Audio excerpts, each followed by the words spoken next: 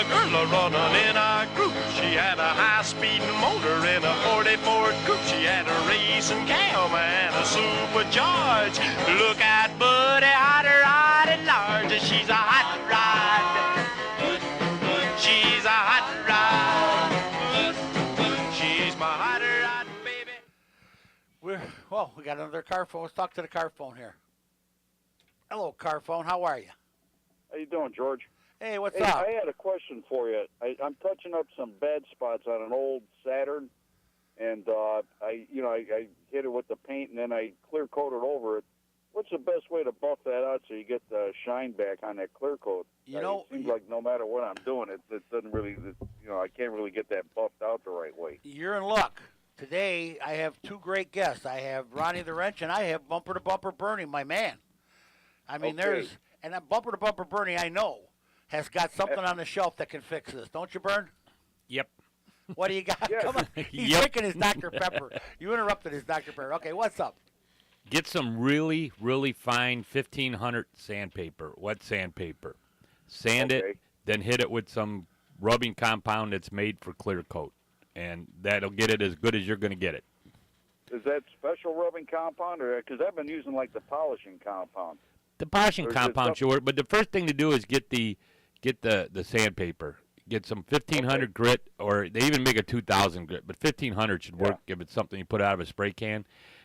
Sand it down real nice, and then you're going to have to rub the crap out of it when you're buffing it. That's what just a lot of elbow grease. Yeah, it takes a lot, But if you hit it with the real fine sandpaper, don't use 1,000, go at least 1,500, and then you should be able to get a nice shine to it. Okay, and just a lot of elbow grease. Would it pay to use like a polisher? I mean, like a power buffer or something? It's a lot easier with a power buffer. Just be careful you don't burn because the paint. Sometimes you just don't get enough doing it by hand, especially after you sand it. You almost got to use a power buffer. Yeah. Okay, well, thanks a lot. I'll try that. All right, buddy, give it a whirl. See what happens. Let us know here. I have a buffer. It's not a buffer. It's a polisher made by one of the wax companies, I think Turtle Wax, and it's not a big high RPM. It won't burn the paint. Well, they came out with now. They got them dual action polishers that that supposedly take they kind of idiot-proof the buffing process. They George-proofed it? Yeah, they George-proofed it. That's cool. If you fall asleep with your hands on the trigger, you ain't going to go through the paint. Which I've been known to do. This has been known to happen. It's real good to hear from you, absolutely. What's up? Hey, I got a question. The last caller about the paint issue, buffing, and so on and so forth. The wife was doing a little bit of spray paint work in the garage last year, so my truck was parked, of course, 15 feet away. Oh. And it's dark green, and she was using cream white spray, so you know where the overspray went. Wow, what a cool custom color she made for you. That's nice. Your truck's got to look great, huh? Yeah. And I'm just, it's a very fine, it's nothing heavy, but it's very fine overspray on it because it's buried. And I was fooling around with some goof off last week just on the one window here, and it came right off with that. And I did a little spot on the front fender, and it came off with that. But what about these clay bars I was seeing in the auto show stores? Yeah, this looks like another call for Mr. Bumper to Bumper Bernie. I've never used a clay bar. My son uses them, and if you get the hang of them on how they work, they're awesome. He did my wife's black car with it, and all the little imperfections and maybe little tree sap or bug residue, it looked perfect when he got done. I've never used one because it just looks like too much work for me.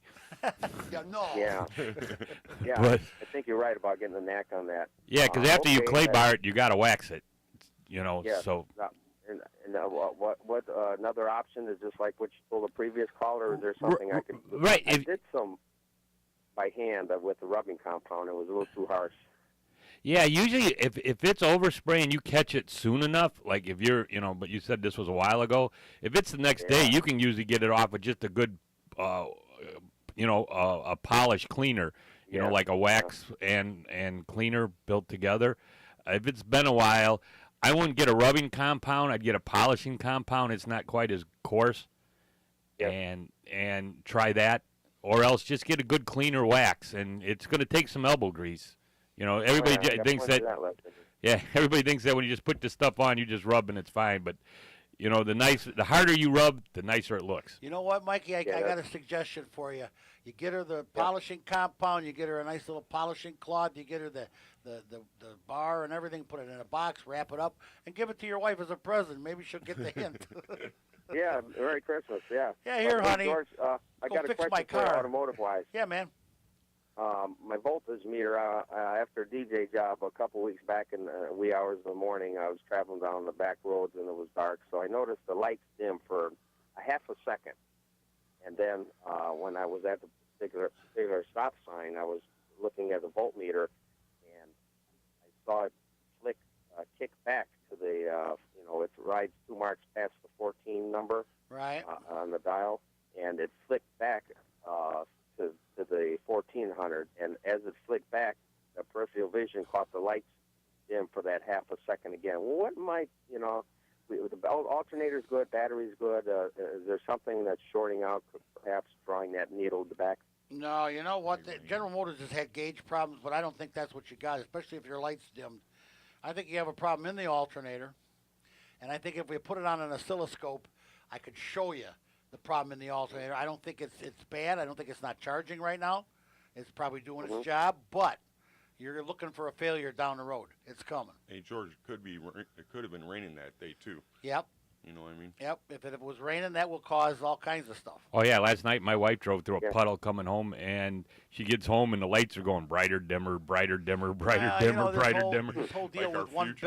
belt, one belt fits all, and it just doesn't. It hasn't worked right for a long time. Is this Mikey that used to work for Pepsi? Yeah, and DJ'd with you at Harold's Club. Yes, you did. Oh, wow. Now there's a blast from the past. Oh, yeah. Yes. That was quite a jump in my career there, and Bernie kind of opened up a couple doors for me there, and the rest was history. And the fact I'm still DJing, I'm doing a wedding tonight at the old courthouse in Crown Point. Good for you. I'm there September 7th. I'm all the way down in Sandy Pines tonight for a wedding. Oh, boy, that's exciting. Yeah. Yeah. Okay. That's it was good talking with you, gentlemen, as always, and we'll get back with you. Mikey, it's a small world after all.